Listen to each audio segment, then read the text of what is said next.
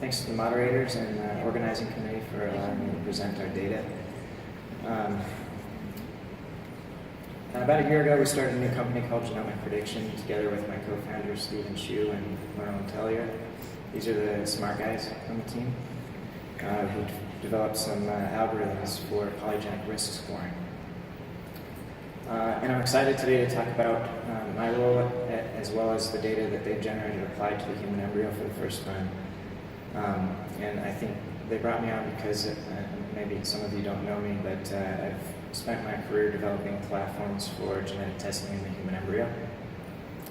And today I'm going to talk about a new platform we've developed at Genomic Prediction.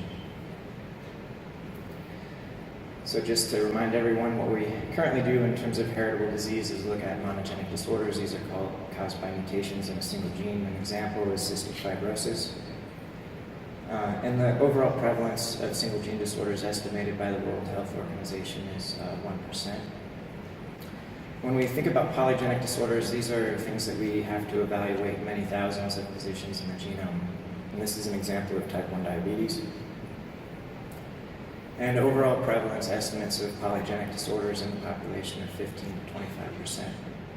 So when we think about what we're doing in terms of testing for heritable disease, it's really the tip of the iceberg. And what we hope to do is expand testing to include polygenic disorders, which are more common. And we've been able to start thinking about this as a result of having large population-level data sets and genome-wide data from those individuals. This is an example that was published several years ago where you could predict the geographical origin of a person based only on their DNA. And at the time this was done, it was really based on relatively simple algorithms like principal component analysis. And of course, we've started generating large repositories of data banks on DNA from individuals. For example, the UK Biobank, we have 500,000 genome-wide data sets with established phenotypes to develop these polygenic risk scores from. There are other programs like the Million Veterans where we'll have a little bit more diverse population to develop algorithms for, and obviously this will be applicable to people from the United States. And again, with several phenotypes that are commonly found. We're going to see a big growth, I think, in these repositories. Many people are talking about even bigger projects to generate large data sets. And I think we've seen a significant increase in publications and research around polygenic risk scoring.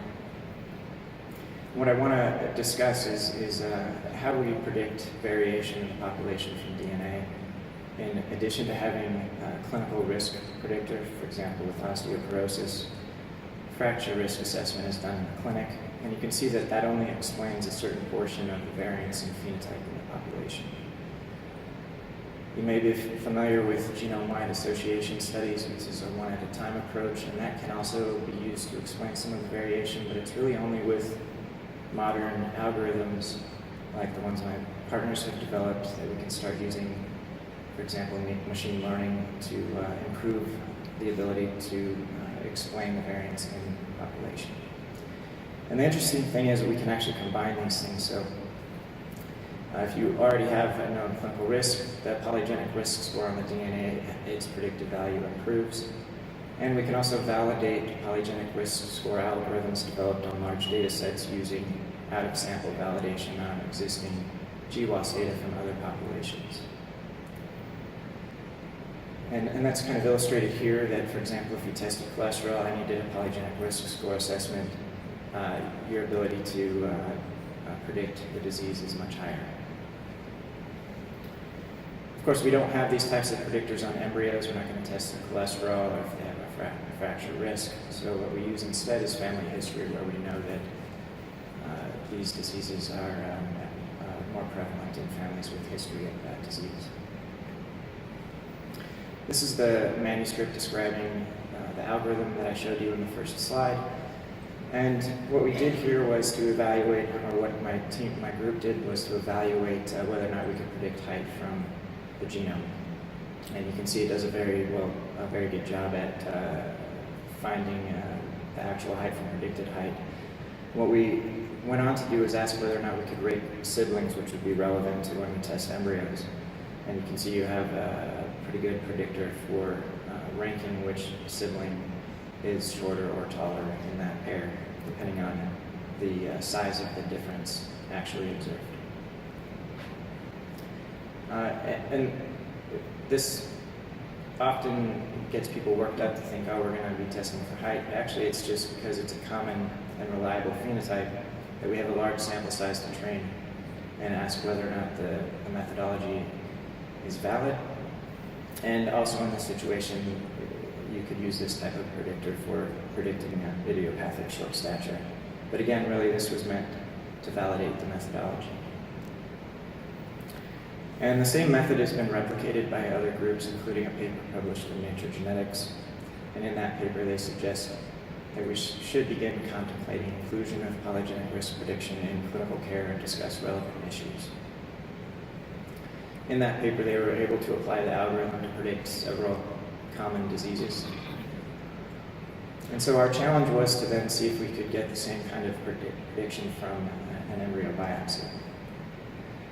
And as I mentioned, I've spent a lot of time developing a platform. So this is a new platform we're calling expanded pre-implantation genetic testing, where we can test for 4 different factors from the same sample. One of the advantages is automated sample prep, which actually improves the ability to monitor QC. Initially, and when we submitted data for the abstract, we had 2 independent amplification methods from the same sample, which we performed in parallel in order to obtain information on genotypes for monogenic and polygenic disorders, and copy number for aneuploidy and structural abnormalities. We did further development to reduce this down to a single amplification methodology, and because we're able to run 96 samples in parallel and several of those in a week, we have a high throughput capacity with automated liquid handling. So it's a very convenient method to get all 4 tests from one platform. And again, the simplified protocol reduces QC burden, and the genotyping, having the genotyping in parallel, which we often don't do when we have copy number assessments, gives you the ability to evaluate more issues that you might have in the laboratory. And I've also spent a lot of time working with positive controls when developing new tests, and I think that's important for evaluating accuracy before clinical utilization. For copy number aneuploidy-based testing, we used 6 to 7 cells from samples with prior karyotyping for chromosome aneuploidy or euploidy status. We also looked at structural PGT, which is relevant to translocation cases where you have segmental imbalances, and again, we use cell lines with known segmental aneuploidies. For genotyping, we used cells from individuals with known delta F508 status, and this was one of the more difficult methods to find positive controls for, but in this situation, we used cell-free DNA from individuals with hypothyroidism that also had high TSH values, so clinical risk as well. So to show you some of the results, these are examples of copy number plots from 9 different cell lines, where you can see the expected abnormalities. And we convert this with our software to Circos plots for visualization. If we look at overall accuracy, in a sample set with 32% prevalence of aneuploidy at greater than 99% accuracy. And we were actually surprised that we could get both copy number and genotyping from the same platform. So we're happy with this result, and we went on to test whether or not we could look at segmental imbalances. And again, we took cell lines with known imbalance. I can point here. But the plot shows copy number within the imbalance and outside the imbalance on the same chromosome. So you expect 2 copies outside the imbalance, which is shown in the blue box plots, and then the 1 copy or 3 copies within the deletion or duplication region. And we were able to detect an imbalance down to 3.5 megabases, and I think part of the reason we're able to do that is having over 900,000 SNPs evaluated. Now with genotyping, really what you need is something that potentially gives you equivalent accuracy to when you have a large amount of material like you might get from an adult. So we asked whether or not we got similar genotyping accuracy from limited quantities, like you might obtain from an embryo biopsy. And with imputation-based analysis, we do in fact get equivalent genotyping accuracy from an embryo biopsy level of DNA. So essentially, if you could do everything in the embryo that you could do on an adult with this genotyping methodology. For monogenic disorders, we have approximately 60 markers around several positions within a 1 million base pair window. You can expand that window out and look for crossover events. So there's a lot of things that you can do with this type of data, but one of those is to predict single gene disorders, like the delta F508 inheritance. In this sample set, we had greater than 99.9% accuracy. And then for polygenic risk, we looked at hypothyroidism. We were able to train on the UK Biobank 219,000 samples to develop a predictor that involved 4,945 SNPs. We applied it and validated it on an independent population, the eMERGE GWAS dataset, and again found equivalent prediction. We then evaluated the cell-free DNA using our protocol and again found good predictive value for a high risk of hypothyroidism. And if we look at that overall, we had about an 83% accuracy, which is actually higher than you expect based on the percentage of hypothyroidism that is genetically determined.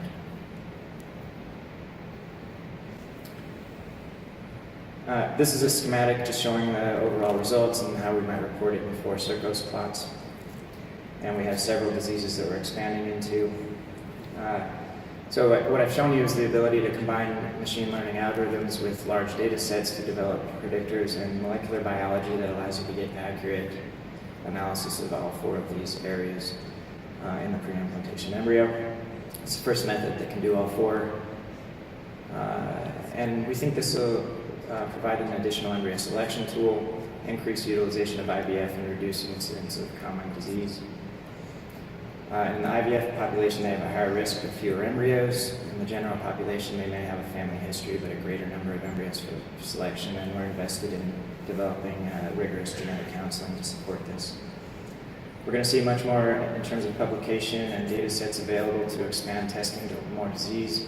And I think if you look at the expanded carrier frequency field, what they're doing is really looking at monogenic, so that's another area that we could expand into more common diseases using this technology. And I'll thank the group at Genomic Predictions, Michigan State, and RMA of Connecticut. Thank you.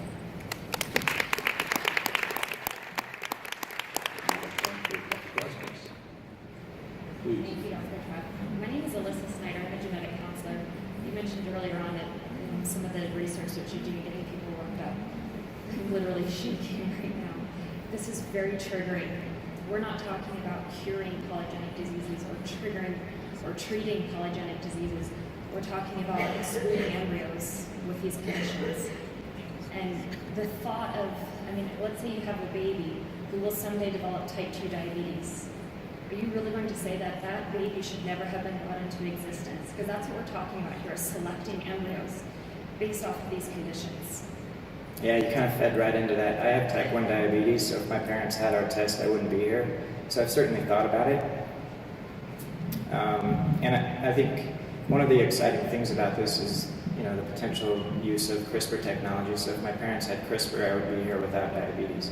So I agree it's something we need to discuss, but it's not that we haven't been discarding embryos for genetic disease for several years already. So I'm not sure it's a really big leap. Absolutely, we're discarding embryos that we shouldn't have been discarded, and I think that's part of the major arguments against genetic testing is that we are excluding babies that could have been almost entirely healthy, and most of us in this room are not 100% healthy. So I think it's a big no, I appreciate your perspective, and I do think several people have a similar perspective, but others don't, and I think it's important that people have an option to make that decision for themselves. Dr. William from Chicago made an already discussed of this yesterday in our personal discussion. But again, you Thank know, you. Thank you for staying calm. I appreciate it. Yeah. But, the point is that the life expectancy of some of the conditions that you call polygenic is very, very high, and now not different from the normal results the condition.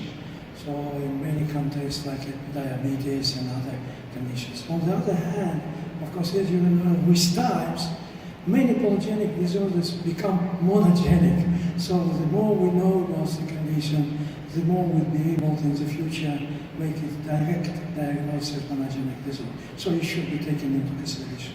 Yeah, well, I disagree with your first comment. I think it's proven that people with polygenic disorders have a significantly reduced life expectancy, including type 1 diabetes, cancer. There was a talk earlier today where, actually yesterday in the prize paper session, showing that individuals with azoospermia die sooner from cancer than general population. So I'm not sure that that's a true statement. In fact, we have a lot of data showing there's a significant increase in life expectancy if you were to apply this technology to embryo selection. Thank you. Unfortunately, we have to move on. Thanks. Thank you, Dr. Treff. The next